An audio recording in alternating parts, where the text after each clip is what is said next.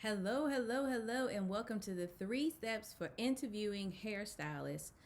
Every salon owner must do. Yes, welcome and thank you for joining me. I am so excited to be able to share this information with you so that we can fine tune this interview process for you. Um, when it comes to hiring stylists and when it comes to building a team of professionals that you want inside of your business, this process is so important because you want to be able to have a full understanding of who you're bringing on, why you're bringing on certain professionals, who it is that you want on your team. You need there's a number of variables that go into play when it comes to hiring certain individuals to be a part of your salon business. And I want to share these moving pieces with you so that your next hiring process, the next time you are presented with a stylist or the stylist is in your salon, you know exactly the steps that you need to take during this process. Before we jump into that, allow me to introduce myself. I am Alicia Monique, salon stylist coach, product development consultant, and salon business builder expert, partnering with salon owners and stylists to help you build that team, those increase those retail sales, build that in clientele, and become a more scalable, profitable beauty business. And I do this through my one-on-one mentorship program inside of my membership club, and inside of my Facebook group, Build Your Salon Business Society. And by all means, if you like, I'm not quite sure on how my business is going to lay out, I'm not quite sure what I do, I need a little clarity, you can always head on over to aliciamonique.com and grab yourself a 20-minute breakthrough session so that we can discover what's going on in your business and what needs work, and where we can start implementing new tools, new information in order to get you to the level of success that you desire. Today, we're going to cover 3 steps for interviewing stylists that every salon owner must do. And I want to be really detailed in the information that I am sharing with you because I feel that it's necessary for you to understand the why. I teach you to understand why you have to do certain things. So as you go out and implement it, it's much easier to say, okay, I know why I'm doing this. Let me go ahead on and just implement it. It's going to be much easier. So when it comes to building this team that you want, you have this beautiful salon, you have this space, you have these chairs. This hiring process does not matter whether you're a commission salon, whether you just hire independent contractors through seasonal work, or whether you are a booth rental salon. It does not matter your structure. Your hiring process should be the same for everyone across the board, no matter what your structure is for your salon. So I wanted to first put that out there. Even if you're a salon suite, it's the same thing. So your structure has nothing to do with your hiring process. I want to stress that because sometimes we confuse the two, and I don't want you to confuse the two. I don't want you to say because this is my structure, I hire like this. It's all the same. So keep that in mind as you go forth and get this information to hire and to build your team. So, number one, right? Number one, you need to know what positions you want to fill. And here's what I mean by that. Knowing what positions that you want to fill. For example, you're hiring a hairstylist. So there's many different levels of a hairstylist. If you're a commissioned salon, you may be looking for a hairstylist that's going to be an assistant, a hairstylist assistant. You could be looking for a junior hairstylist. You could be looking for a student hairstylist, someone that just came right out of school that's still a student that still need that growth. You could be looking for a colorist. You could be looking for someone that specializes in cutting only. Knowing the position that you want to fill is going to help you through this interviewing process because you know exactly what you're looking for. And the reason why I'm breaking down a hairstylist is because we're not lumped in a category. If you're a salon owner and no one in your salon does color at all, and you're looking for someone to come in and to be like this master colorist who has this vast experience for color, right? The type of hairstyles that you're looking for is someone who has a lot of experience with color. You're not just looking for a regular hairstylist who could probably do shortcuts, who could do relaxers, who could do curls, who could work with texture hair, who could work with straight hair, who could do perms. You're not looking for someone who do all of that. So I want you to first identify the position of the hairstylist that you are looking for. And along with that position, write down the qualifications and the skills that you want this person to have. Now, for example, if you're looking for a junior stylist, someone that you can train in your salon environment and give them the tools that they need in order to master each part and be able to grow, you're looking for a junior stylist. So that means that their skills are good, but they're not excellent. And you're going to take them from being good or great to excellent. So what is the skill level that you want this person to have? The same goes for your assistant. When you're looking for a hairstylist assistant, you want them to have a certain skill level, but you have to first identify what that level is. So if you're looking for just summer hire, you're looking to hire someone in the summer, maybe a college student, note that if that's the position you're hiring for, that they may not have any salon experience. They may not know how to use the sink to shampoo someone. They may wet up every single client for like the next 10 clients until they get to understand how to operate the nozzle, how to operate the water pressure, how to adjust. Think about it. We didn't know how to use the sink until someone first taught us how to use it. So if you're looking to hire a college student, a high school student to be your assistant for the summer to shampoo, you're going to have to train them on how to shampoo. But understand that that is the skill level that they're coming in with. So you have to first identify what's the skill level of the person that you want to hire. What do they need to have? As I mentioned earlier, if you looking to hire a colorist, what skill level are you looking to have for them have? Do you want them to be certified? Do you want them to be a certified master colorist? Do you want them to have taken to be a colorist for a certain number of years?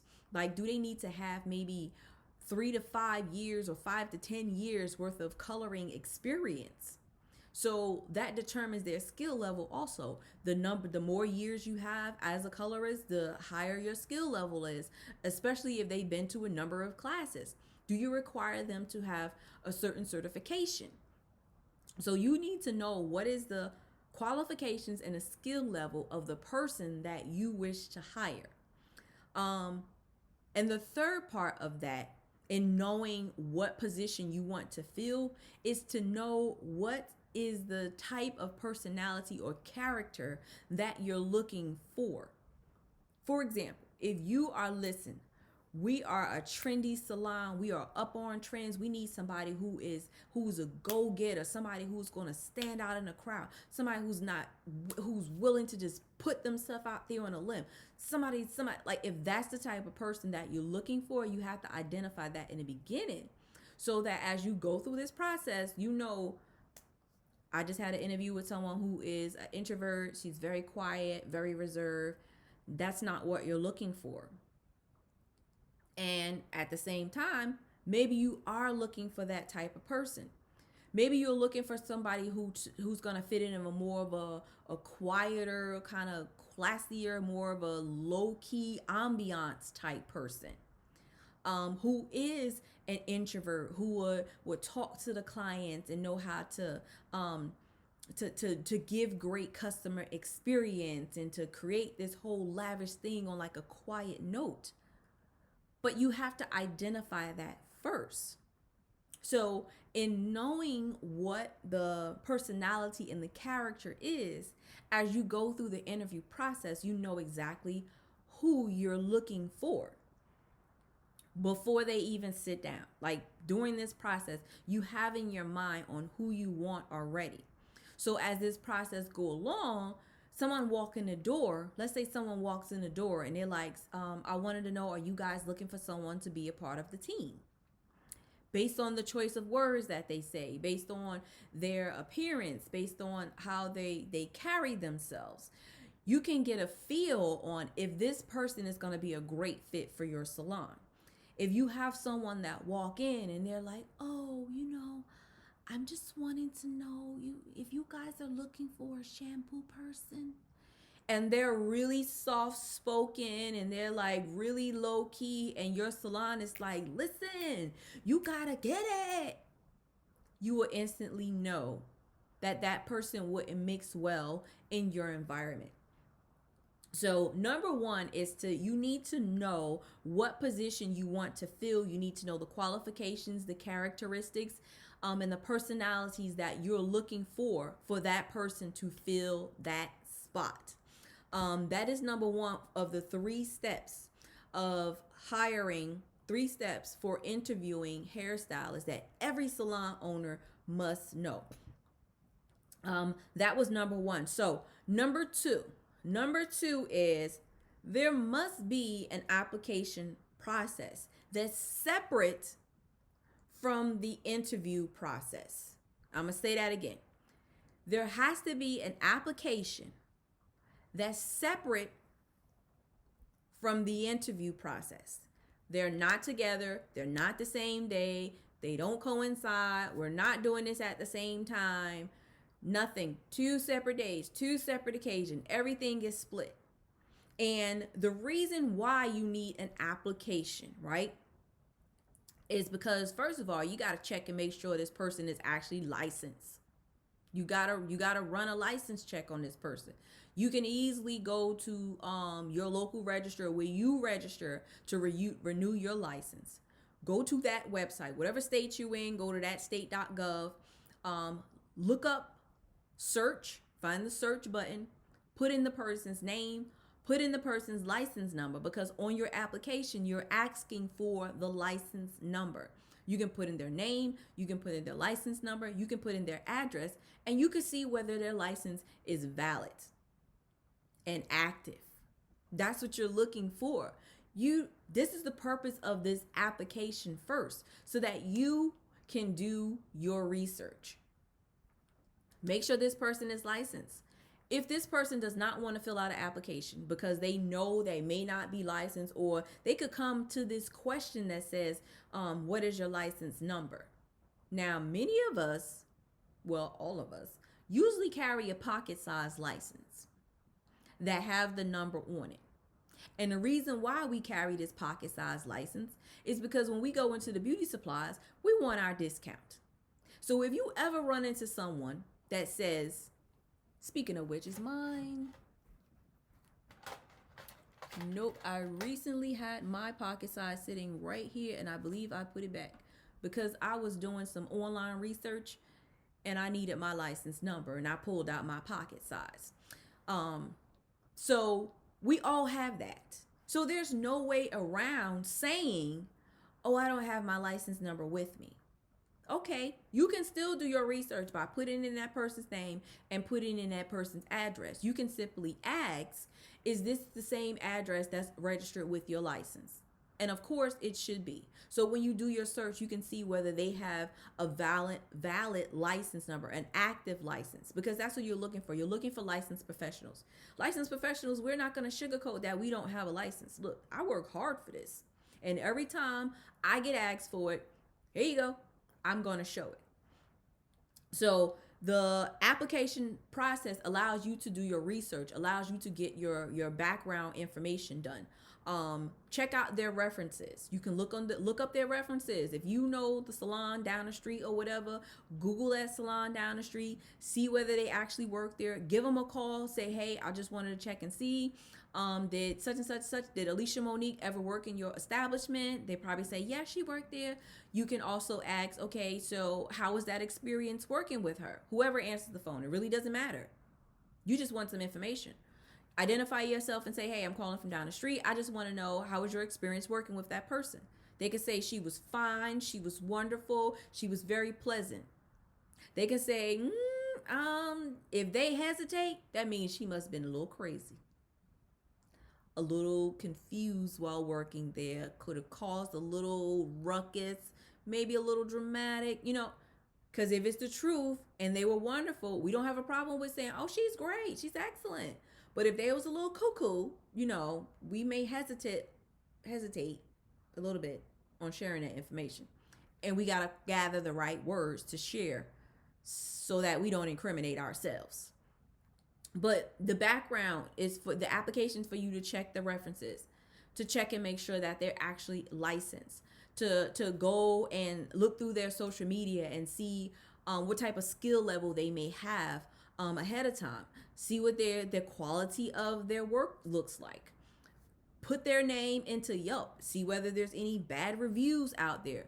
Put their name into a Google search and see what comes up. Google will tell you everything.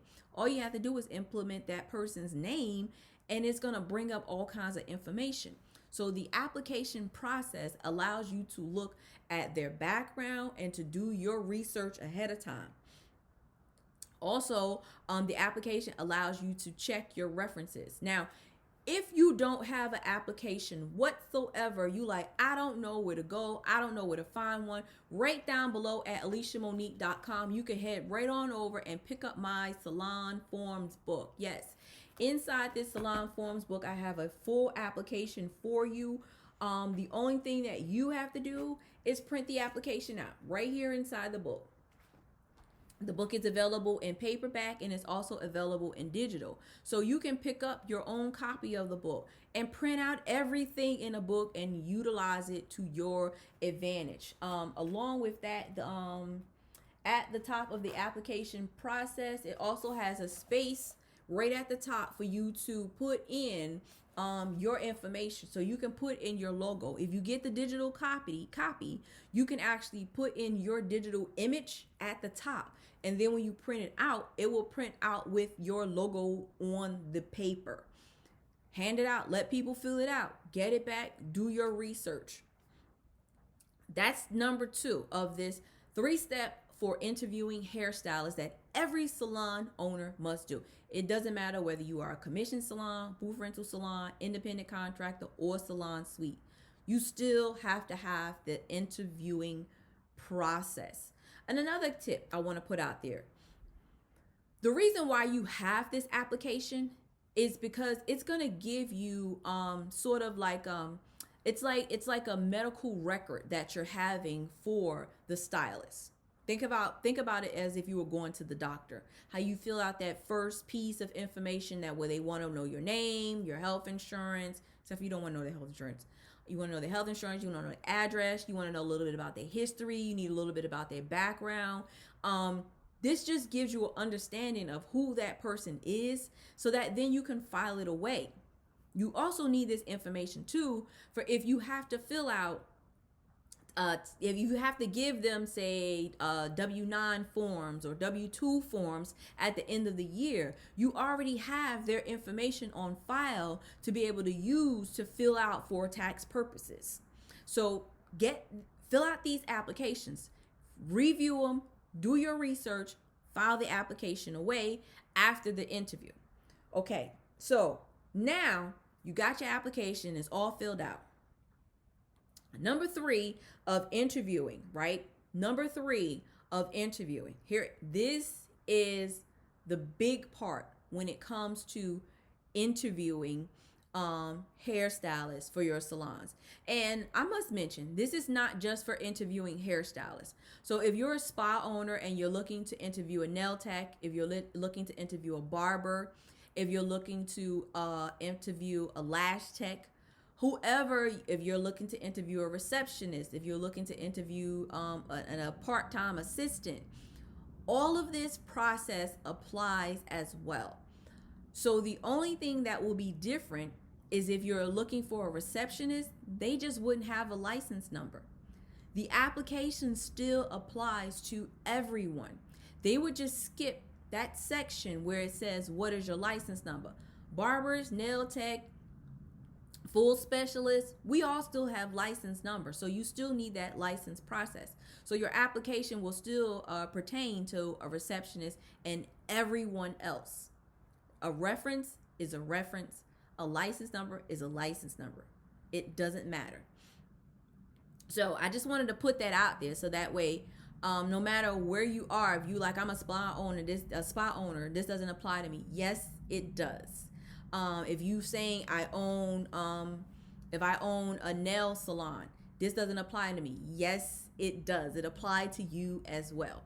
So moving on to number 3. Number 3 is your interview questions should be about personality, education, and character. And I want to break this down to you what I mean by each. This is the reason why you don't do an interview on the same day that they fill out an application. You need time to look up this person so that you can ask the right interview questions. Interview questions are not questions that are on your application at all. Not. You will not ask what is their address, what is their license number, who did you last work for, and other questions that are on the application. The questions that you will ask have nothing to do with the paperwork that they've already filled out. It will have everything to do with the research information that you already found, and you're curious about who this person is now that you potentially may bring apart and bring on your team. So now let's break down a question for personality. When you imagine sitting in an interview for a big old corporation. The icebreaker question may be something on the application like, I see you have been licensed for 19 years. You're stating what's on the application. The question follows. I see you have been licensed for 19 years. What do you like about hair? That's a personality question. That's me sharing to you what I like about hair. It's not me telling you how long I've been licensed, what is it that I specialize in, the things that I like. That's not it at all. Because you told me how long I've been licensed because you did your research. You've read the application. You went through. You're asking me, what do I like about hair? This opens up the playing field and makes yourself and the person you're interviewing, the stylist, comfortable. We want to feel like there's some type of connection when we sit down and be able to discuss these questions with you and not feel like it's such a tight, tense interview process that I must pass. Make that person feel comfortable by asking an open question just to see how they feel. So your personality question is, what do you like about hair? That way, let them tell you, what do they like about hair? Oh, I like the transformation about hair. I like making people feel special when they sit in my chair. I like the fact that you can manipulate hair to create different color combinations and creations. I like the fact of doing updos. I like the process of straightening out hair. Like whatever the answer is, it doesn't matter. It's coming from the heart. And that's truly what you're looking for when you're asking a personality question.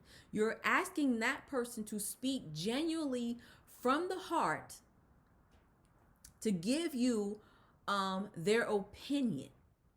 And their opinion matters because this is going to help you understand better who this person is. This is why you ask personality questions. You want to see who this person is. So when you ask that question, you can ask multiple personality questions. Typically plan on the interviewing process maybe lasting about 15-30 minutes max, depending on how the conversation is going. Sometimes you will sit down with a person and you'll ask a certain question and they're literally like, I just like doing hair.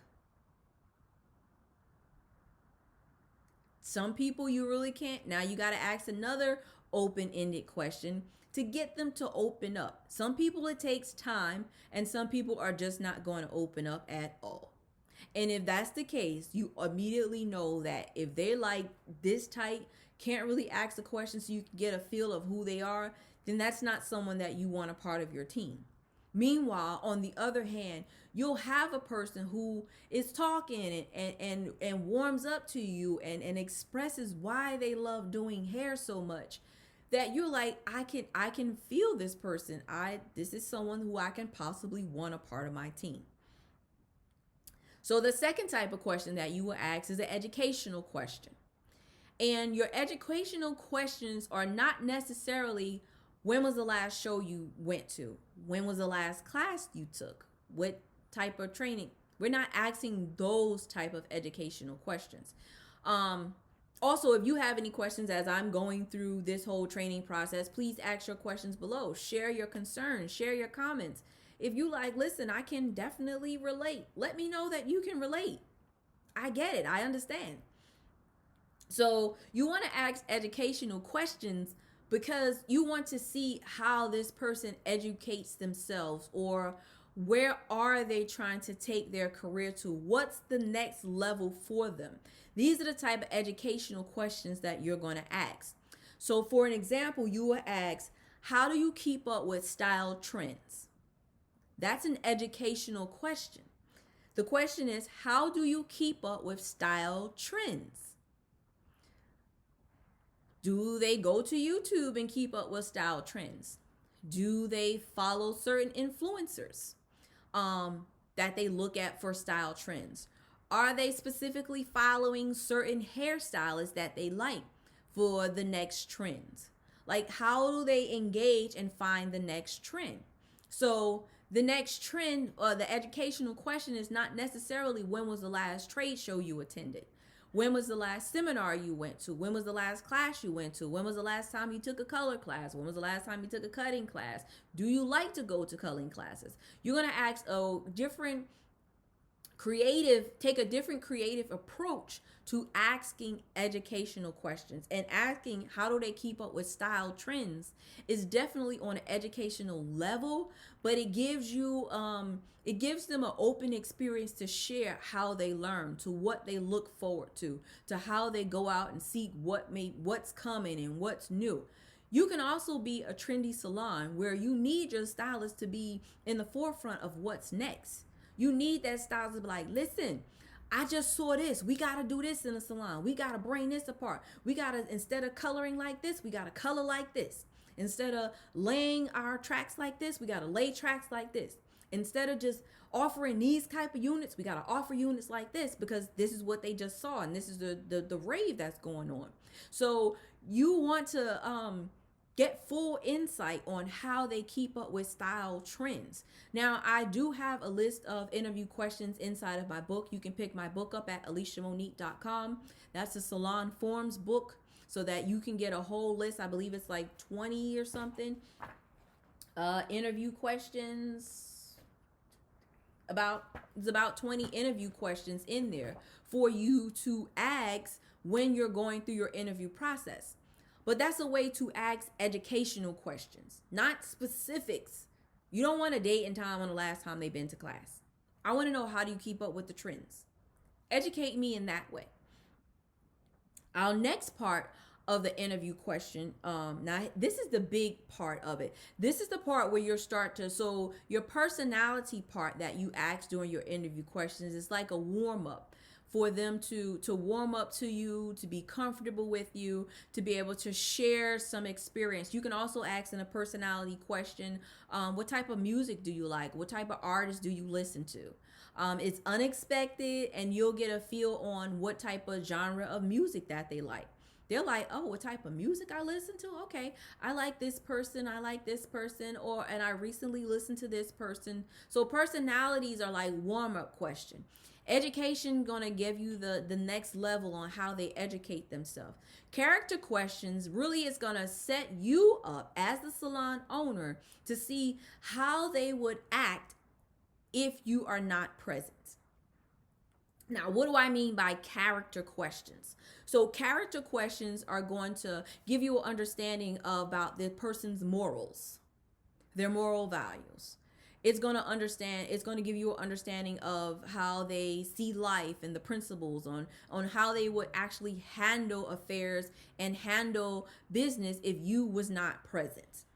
So, a great character question would be, what do you think defines good customer service? You in your mind as a salon owner already know how your customer service experience is. You know that from the door, from the entry to the exit of your business. If you're a salon suite owner, you know exactly, you set up your whole space, you set up your suites to have a certain type of personality. If you're a booth rental salon, you've designed your salon for clients to have a certain type of guest experience when they come. From the time you said, I'm gonna put this coffee bar, snack bar type thing like right over here tucked and allow every guest to come in and just grab something.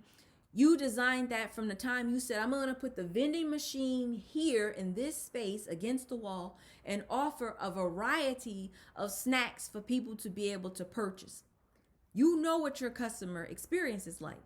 But when you ask someone else what defines good customer service, you'll get an understanding on what they think and how they feel the customer service should be. So if you're not present and you're like, okay, the way they express the customer service is supposed to be is not quite right. But you can teach them and adjust that. Or if they say something like, well, I really don't know, people just come in, and they get what they get. Now you're like, okay, I can't leave you alone and I'm a booth. Yeah, I'm not quite sure about that. But when you ask those questions, you get a thorough understanding on the person and how the person will respond if you're not present. Another great character question to ask is, have you ever dealt with a dissatisfied customer? To get the answer to that is priceless. So if you ask, how have you ever dealt with a dissatisfied customer? It's a yes or no question, first of all. Have you ever dealt with a dissatisfied customer? Yes. And it should be a yes, because in all of my 19 years as a stylist, every time I've switched a different position in the hair industry. Booth rental in a different salon, in a different state commission, in this place over here, there's always one client somewhere that's dissatisfied. And by dissatisfied, I don't mean a whole big thing. You could have simply parted her hair to the right and she wanted to the left. She's just dissatisfied. I don't want my hair to go that way. I would rather if it go the other way, but I understand you put it that way, so just don't touch it. It's a yes or no question, right? And if the answer is yes, simply ask your next follow-up question. Can you share an experience and how did you deal with it? Simple. Oh, that's easy. I parted her hair on the right. Clearly, during our conversation and talking, I forgot she said she parted her hair on the left. So as I got to finish up and got closer to the top, because we were talking about XYZ, and I was really focusing on making sure that her products were up front for her to purchase in the end, I put her part on the wrong side. She said, don't worry about it. However, I paused her and I took a few moments and I flipped apart to the other side and I redirected some curls to go the opposite direction, and she was happy. That's an easy fix. They could also say something like, I colored someone's hair green on accident because I didn't know what color was underneath of there. So as I started the coloring process, I accidentally turned her hair green. However, I didn't charge her. And what I did was I went in and I filled her hair with some red pigment before applying a neutral brown color on it. And her hair came out beautiful and she loved it in the end. And actually, she sent me 2 new clients.